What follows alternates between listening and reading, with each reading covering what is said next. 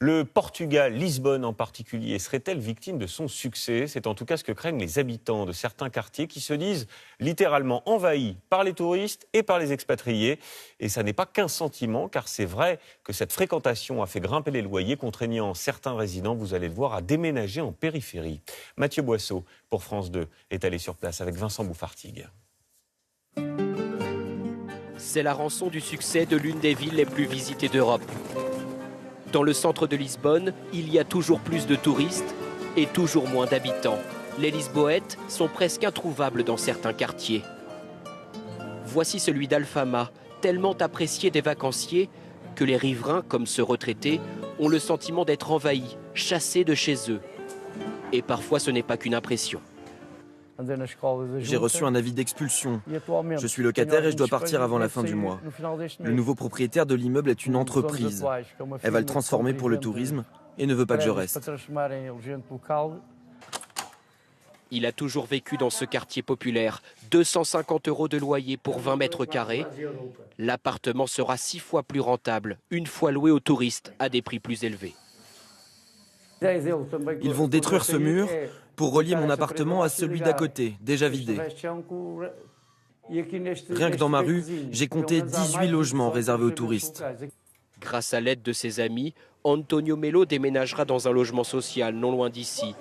Mais beaucoup de ses voisins ont dû partir, en banlieue de Lisbonne. Cette présidente d'une association de quartier voit Alfama se vider de ses habitants. Voilà, il n'y a que des touristes. Une transformation accélérée en 5 ans. Vous voyez, il y a beaucoup d'appartements à vendre. On voit les affiches. Presque tous les propriétaires veulent vendre. Alors presque tous les habitants sont déjà partis. Une fois expulsés, les locataires n'ont pas les moyens de rester en centre-ville. Les loyers augmentent trop vite, pour les petits commerces aussi. L'épicerie installée depuis 45 ans doit laisser place à un hôtel.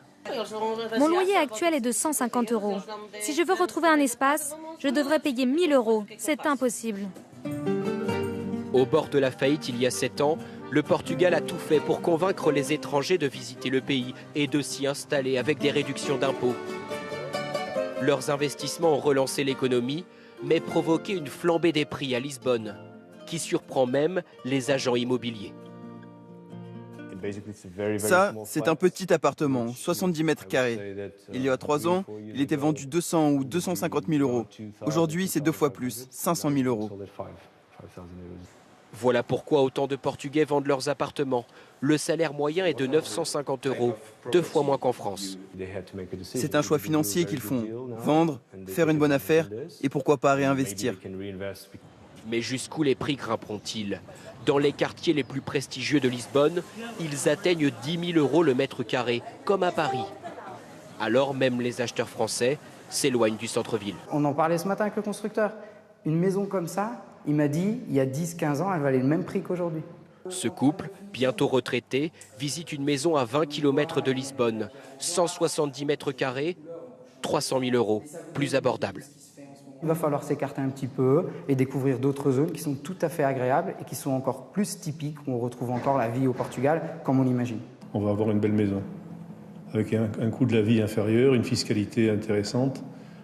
Devant l'ampleur de la transformation du cœur de Lisbonne, même le Premier ministre socialiste s'inquiète que les centres-villes deviennent, dit-il, des Disneyland, des parcs d'attractions pour touristes. Mais pour l'heure, aucune mesure de régulation ne vient vraiment changer la donne.